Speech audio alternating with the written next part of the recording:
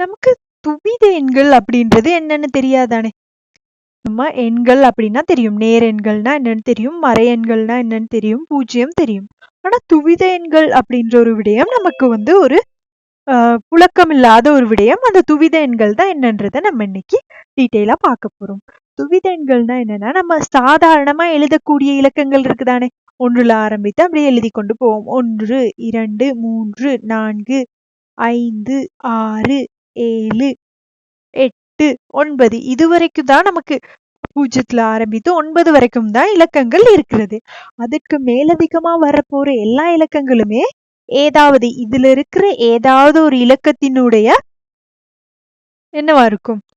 2 இலக்கங்கள் சேர்ந்துதான் பாருங்க 9க்கு அடுத்து 10 வரும். அதாவது 1ம் 0ம் சேர்ந்து 10 வருது. அதற்கடுத்து 11ன்னு பாத்தீங்கன்னா 1 2 தடவை வருது. 12. அதாவது இந்த ஏதாவது ஒரு இலக்கத்தின் ஏதாவது 2 இலக்கங்களின் அல்லது 3 இலக்கங்களின் அதற்கு மேற்பட்ட இலக்கங்களின் பிணைப்பாக தான் எதிர்வரும் எண்கள் எல்லாமே அமையும். ஆரம்பத்துல 0லிருந்து 9 வரைக்கும் உள்ள எண்கள் அதெல்லாமே அடிப்படை எண்களா இருக்கும். அதற்கு மேலதிகமா வரப்போற எண்கள் எல்லாமே அடிப்படை எண்களை பிணைக்கிறதன் மூலமா உருவாகிற எண்களா இருக்கும். சரியா? அடிப்படை எண்களை பிணைக்கிறதன் மூலமா உருவாகிற எண்கள். இந்த மாதிரி 0ல இருந்து 9 வரைக்கும் உள்ள எண்கள், ஓகே, 0லிருந்து 9 வரை உள்ள எண்கள் அடிப்படை எண்கள் அப்படின்னு சொல்லுவோம். இந்த அடிப்படை எண்களை கொண்டு நம்ம உருவாக்க போற எல்லா இலக்கங்களையும் தசம எண்கள் அப்படின்னு நம்ம சொல்லுவோம். தசம எண்கள் நான் டீட்டெயிலா சொல்றேன் பாருங்க. தசம எண்கள் அப்படின்னு சொல்லுவோம். தசம எண்கள்னா என்னன்னா, நம்ம 1.5, 2.31 இந்த மாதிரி படிச்சிருப்போம். இந்த தசமம் இல்ல, இது வேற தசமம். சரியா? இது என்னன்றதை நான் உங்களுக்கு சொல்றேன் பாருங்க. நமக்கு என்கோடு, என்கோடுல இலக்கங்களை குறிக்க தெரியும். இதை என்னன்னு சொல்லுவோம் நம்ம? எண் சட்டம். நம்ம கிட்ட ஒரு எண் சட்டம் இருக்கு. இந்த எண் சட்டத்தை வைத்துக்கொண்டு நம்ம ஒரு இலக்கத்தை குறித்து காட்ட போறோம். இந்த இறுதியா இருக்கிறது ஒன்றினிடம், அதற்கு முந்தையது 10னிடம், 100னிடம். இந்த மாதிரி தான் ஒரு எண் சட்டம் இலக்கங்களை குறிக்கும். இந்த ஒன்றினிடத்துல பாத்தீங்கன்னா நம்ம மேக்சிமமா இந்த ஒன்றினிடத்துல எத்தனை இந்த மாதிரி போலா போடுவோம் தானே, ரவுண்ட் ரவுண்டா. அந்த மாதிரி எத்தனை நம்ம மேக்சிமம் போடலாம் அப்படின்னு பாத்தீங்கன்னா 1 2 வேற கலர் யூஸ் பண்றேன். 1 2 3 4 5 6 7 8 9 9 தான் நம்ம மேக்சிமம் போடலாம் ஒன்றினிடத்துல. ஒன்றினிடத்துல நம்ம 10 போட முடியாது. ஏன்னா ஒன்றினிடத்துல 9 வரைக்கும் தான் இருக்கும். அது வரைக்கும் தான் ஒன்றினிடத்துல இருக்குது. அதற்கு மேலதிகமா வர்ற எண் என்னவாகிரும்? ஒன்றினிடத்துல வராது. இதே ஒன்றினிடத்துல 10 அப்படின்னு வந்துச்சுன்னா நம்ம ஒன்றினிடத்துல 10 சிறிய வட்டங்கள் போட்டு அதை குறித்து காட்ட மாட்டோம். இந்த இடத்துல எந்த ஒரு வட்டமுமே நம்ம போட தேவையில்லை. சரியா? இந்த இடத்துல எந்த ஒரு வட்டமுமே போட தேவையில்லை. ஆனா நம்ம அந்த 10 அப்படின்ற இலக்கத்தை இங்க 10 பால் போடாம டிரெக்டா 10 அப்படின்ற இருக்கிற இடத்துல ஒரு வட்டம் போடுறத குறித்து காட்டலாம். என்ன சொல்றேன்னு விளங்குதா? ஒன்றினிடத்துல நம்ம உயர்ந்த பட்சமா போடக்கூடிய எண்களின் எண்ணிக்கை 9 இருக்கும். உயர்ந்தபட்சம் நம்ம எழுதக்கூடிய எண்களின் எண்ணிக்கை 9 இருக்கிறது. அது இதுல 10 வந்தது அப்படின்னா அந்த 10 நம்ம ஒன்றினிடத்திலேயே வைத்திருக்க மாட்டோம். 10 ஒன்றுகள் சேர்ந்தா ஒரு 10 கல்லா மாறி இருந்தானே. அதனால அவரை கொண்டு போய் நம்ம 10 கல்ல போட்டுருவோம். 10 கல்ல போட்டுருவோம். இதே மாதிரி யோசிச்சு பாருங்க. 10 10கள் வந்தா அதை நம்ம 10 கல்லே வைத்திருக்க மாட்டோம். அதை அப்படியே அழித்துட்டு என்ன செய்வோம்? டிரெக்டா கொண்டு போய் 100 கல்ல போட்டுருவோம். 10 10கள் வந்தா அதை 10 இடத்திலேயே வைத்திருக்காம 10 10ஆல பெருக்குனா 100 தானே. இதுல 10 தடவை வட்டம் வரைகிறதுக்கு பதிலா டிரெக்டா நம்ம 100ல கொண்டு போய் போட்டுடலாம். 100ல கொண்டு போய் போட்டுடலாம். அதாவது 10 நம்ம போடக்கூடிய வட்டங்களின் எண்ணிக்கை, உயர்ந்தபட்ச வட்டங்களின் எண்ணிக்கை 9 தான் இருக்கும். 9 தான் இருக்கும். இந்த மாதிரி 1கள் 10கள் 100கள் இவற்றினால் உருவாக்கப்படுற எண்களை தான் நம்ம தசம எண்கள் அப்படின்னு சொல்றோம். தசம எண்ணா வேற எதுவுமே இல்லை. நம்ம சாதாரணமா எழுதுவோம் தானே நம்பர், அது எல்லாமே தசம எண் தான். 0லிருந்து எல்லாமே தசம எண் தான். சரியா? தசம எண்குள்ள எல்லாமே வரும். ஆனா மறை எண்களை நம்ம இப்ப படிக்கிறது இல்ல.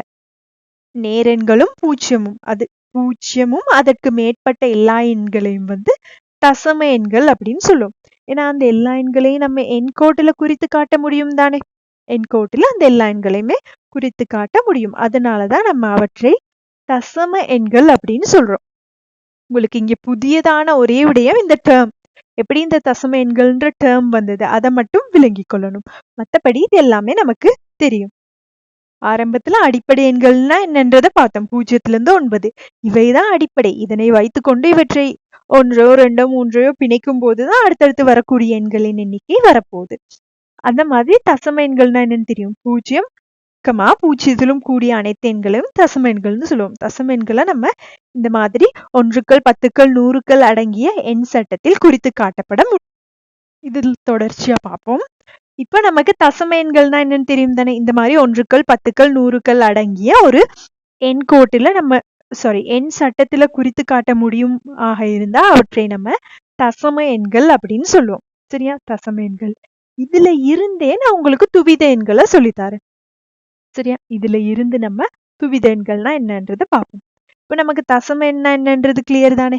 அதாவது பாருங்க, 1கள் 10கள் 100கள் 1000கள் இந்த மாதிரி உள்ள ஒரு எண் சட்டத்துல குறிக்கப்படக்கூடிய எல்லா எண்களுமே இப்படியே அதை அதிகரித்து கொண்டே போவோம். 10,000 100,000 மில்லியன் பில்லியன் அந்த மாதிரி அதிகரித்து கொண்டே போடும்.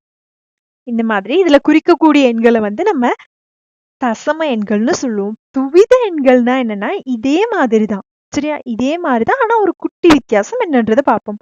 இது 10ன் 0ஆம் அடுக்கு அப்படின்னு சொல்லுவோம். 1 10ன் 0ஆம் அடுக்கு.